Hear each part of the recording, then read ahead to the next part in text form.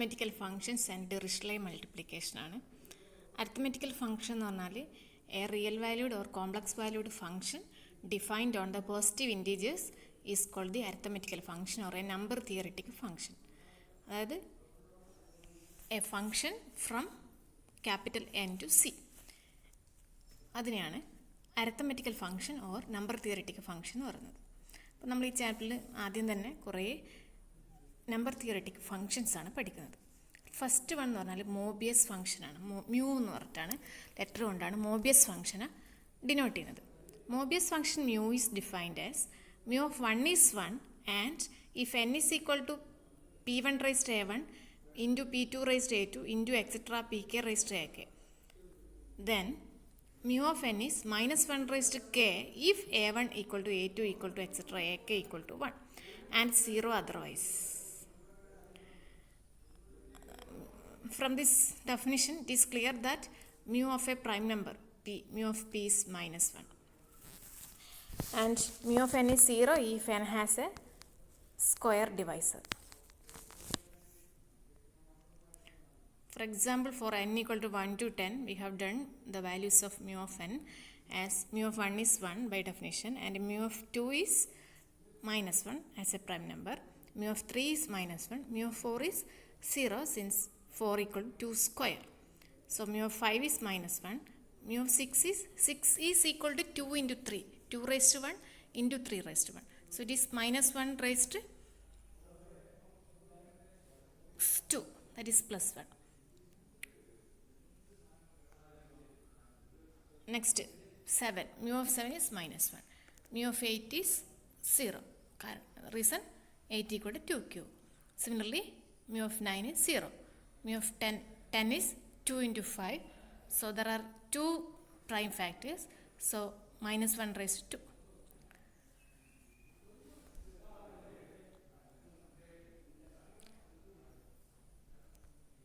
Next, a theorem.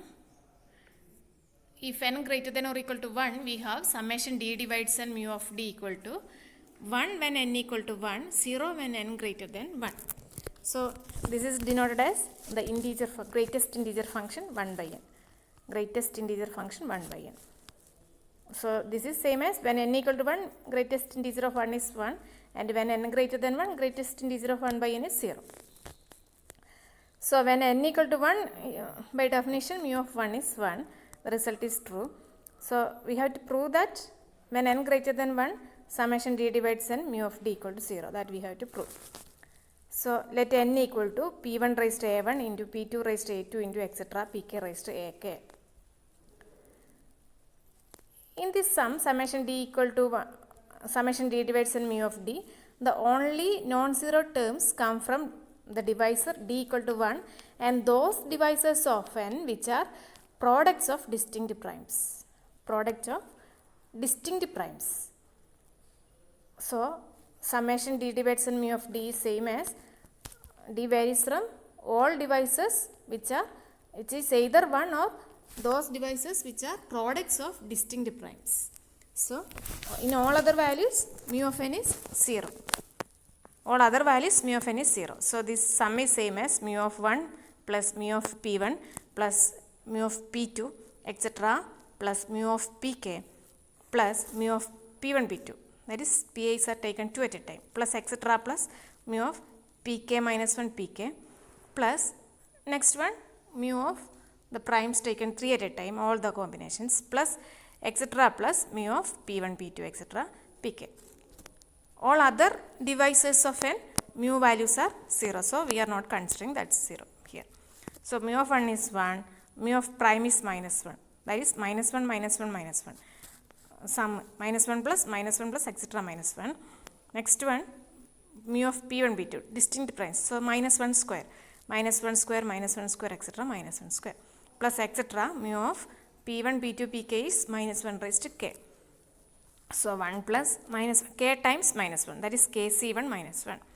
Now here we are considering we are taking the primes p1 p2 pk 2 at a time, so it is kc2 ways we can take. So kc2 -1 square etc last one kck -1 raised to k. So by binomial expansion, this is same as 1 plus minus 1 whole raised to k, that's equal to 0. Hence summation d divides n, mu of d equal to 0. Next example of a number theoretic function is Euler-Torsion function phi of n, that you have already learnt.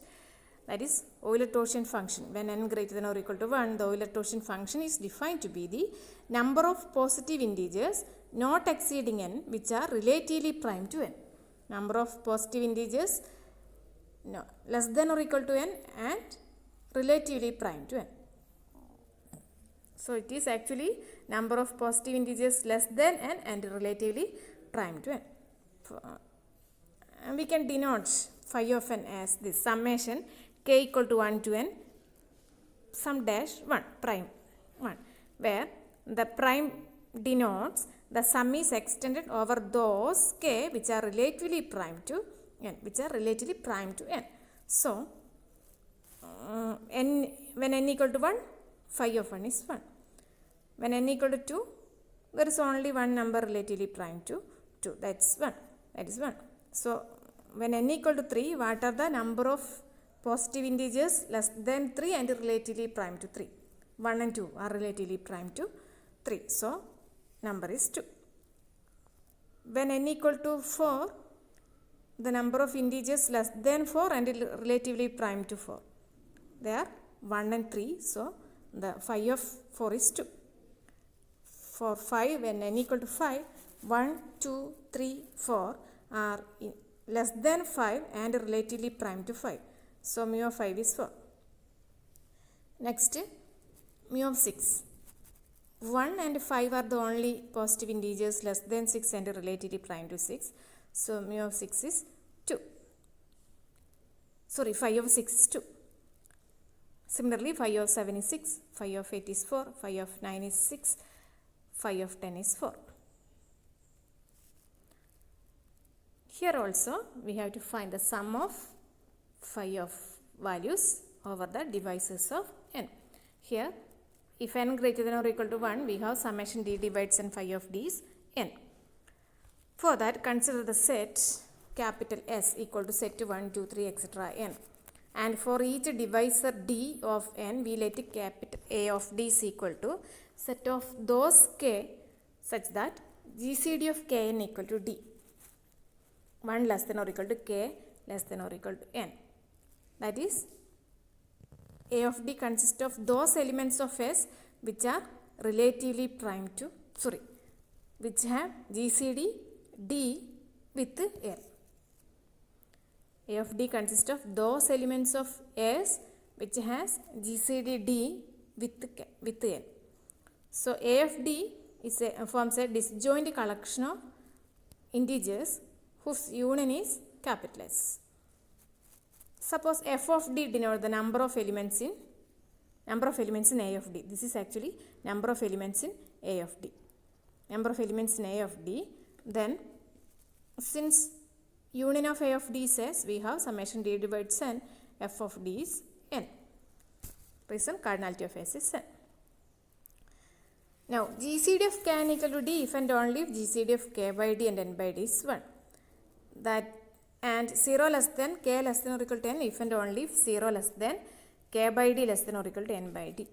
So let q equal to k by d.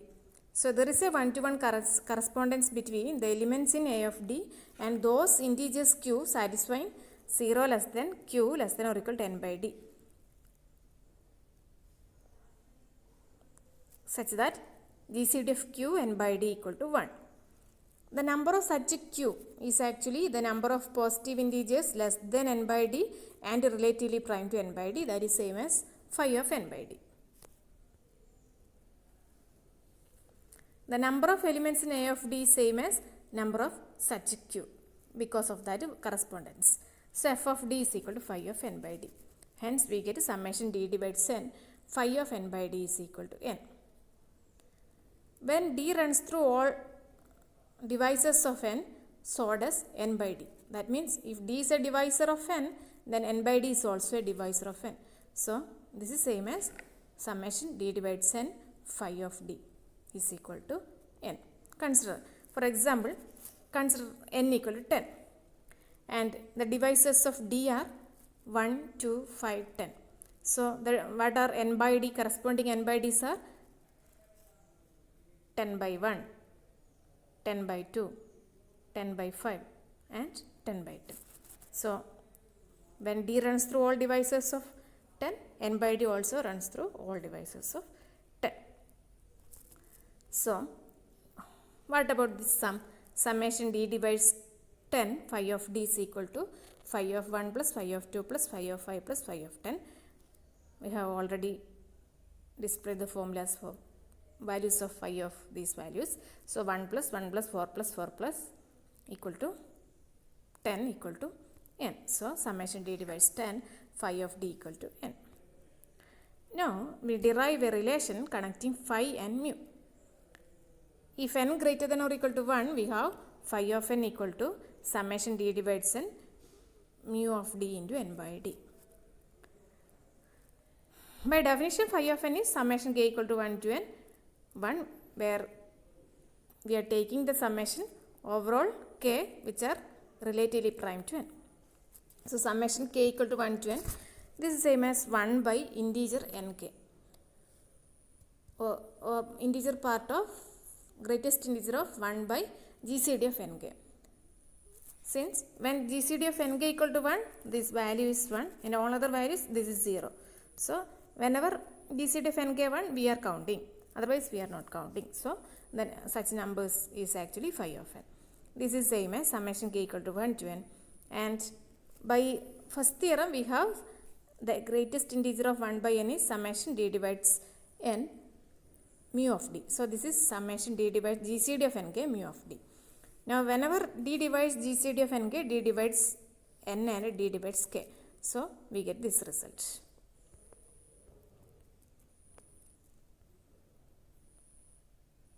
Now for a fixed divisor d of n, we must sum overall those k in the range 1 less than or equal to k less than or equal to n, which are multiples of d.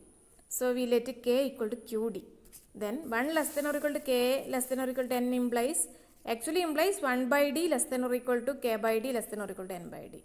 So k by d is greater than or equal to 1 also. So 1 less than or equal to k by d less than or equal to n by d. So k by d is actually q. So 1 less than or equal to q less than or equal to n by d. So our phi of n is same as summation d divides n summation q equal to 1 to n by d mu of d. That is same as summation d divides n mu of d takes outside into summation q equal to 1 to n by d 1, that is n by d. So phi of n is summation d divides n mu of d into n by d.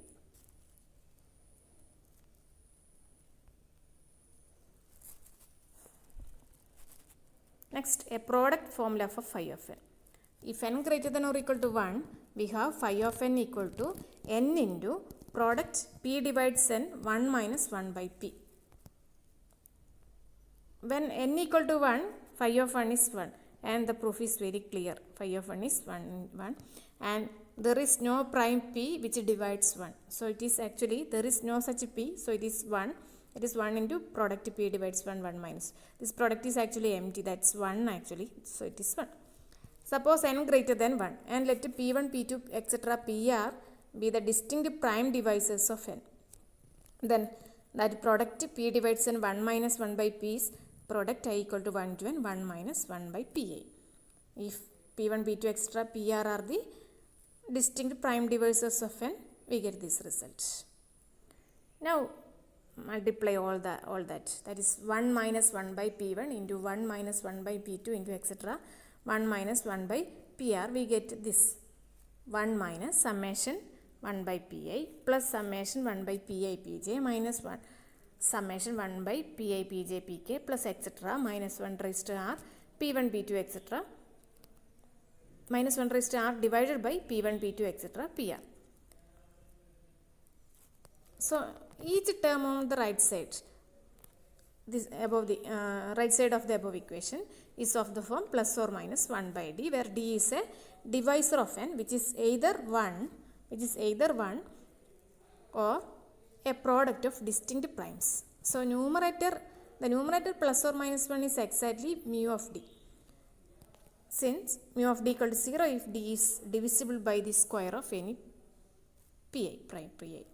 Hence the above equation can be written as summation d divides n mu of d by d. But phi of n is equal to, already we have phi of n equal to n into summation d divides n mu of d by d. Mu of d by d.